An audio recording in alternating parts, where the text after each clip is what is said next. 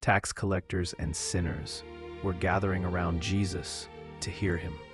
The Pharisees muttered, "This man welcomes sinners and eats with them." So Jesus told them a story about two sons, a story about a father's heart, a story that would reveal my nature to all who have ears to hear. There was a man who had two sons.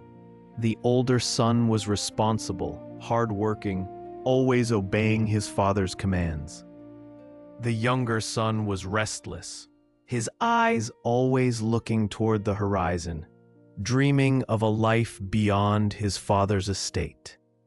Two brothers, two different hearts, one father who loved them both. The younger son went to his father. "Father," he said, "give me my share of the estate."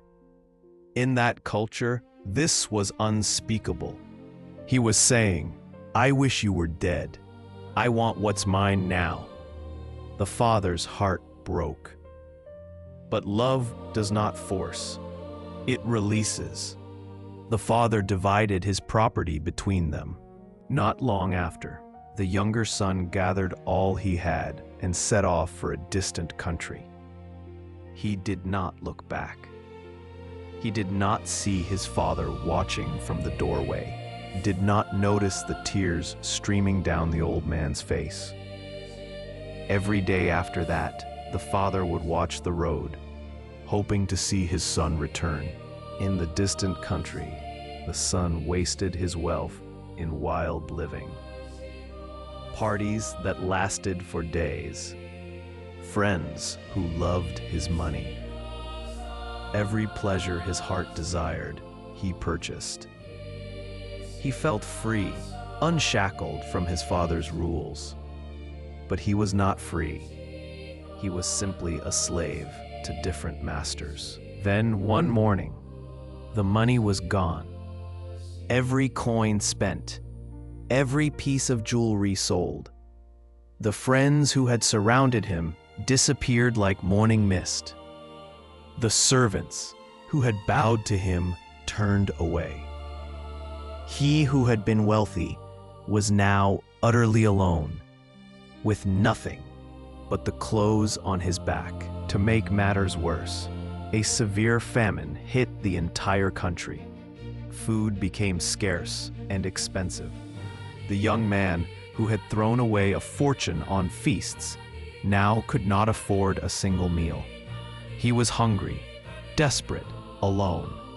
The freedom he had craved had become a prison of poverty. He found work feeding pigs for a local farmer. A Jewish man feeding pigs, the most unclean of animals. He was so hungry that he longed to eat the pods the pigs were eating, but no one gave him anything. He had fallen as low as a person could fall. This was rock bottom. Then he came to himself.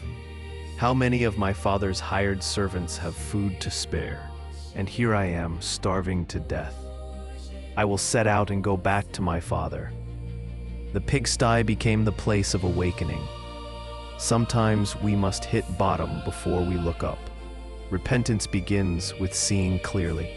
He rehearsed what he would say. "Father, I have sinned against heaven and against you. I am no longer worthy to be called your son. Make me like one of your hired servants."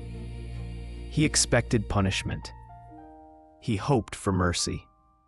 He dared not dream of restoration. He did not know his father's heart. Every day since his son left, the father had watched the road. Morning and evening he scanned the horizon, hoping to see a familiar figure. His servants thought he was foolish. His older son thought he was weak. But he never stopped watching. Love never stops hoping. While the son was still a long way off, his father saw him. In that culture, dignified men did not run, but this father ran. He sprinted down the road, robes flying, sandals slapping the dirt. Filled with compassion, he threw his arms around his son and kissed him again and again. The son began his rehearsed speech. "Father, I have sinned against heaven and against you. I am no longer worthy to be called your son." But before he could finish, before he could ask to be a servant, the father interrupted. He would not let his son demean himself. Forgiveness was already given. The father called to his servants, "Quick, bring the best robe and put it on him. Put a ring on his finger and sandals on his feet." The robe represented honor restored. The ring represented authority returned. The sandals meant he was a son, not a slave. Complete restoration, no conditions. "Bring the fattened calf and kill it. Let's have a feast and celebrate. For this son of mine was dead and is alive again. He was lost and is found." So they began to celebrate. Music filled the air. Laughter echoed across the estate. Heaven itself rejoiced with them. Meanwhile, the older son was in the field. When he heard music and dancing, he asked a servant what was happening. "Your brother has come home," the servant said, "and your father has killed the fattened calf because he has him back safe and sound." The older brother became angry and refused to go in. The father went out and pleaded with his older son. "Look," the son replied, "all these years I've been slaving for you and never disobeyed your orders. Yet, you never gave me even a young goat.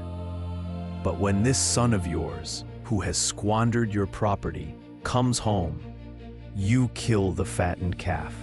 The father said gently, "My son, you are always with me, and everything I have is yours." But we had to celebrate and be glad. The older son had missed something. Obedience without joy is slavery. Duty without love is burden. He was in the father's house, but missed the father's heart. This brother of yours was dead and is alive again. He was lost and is found. The story ends without telling us what the older brother decided. That is intentional. Every listener must answer, will I rejoice when the lost come home, or will I stand outside, bitter and proud? Beloved child, this father is me. I am watching the road for you. No matter how far you have wandered, no matter what you have wasted, I am waiting. There is no sin too great for my forgiveness. There is no distance too far for my love to reach. Come home. I will run to meet you. Until we speak again.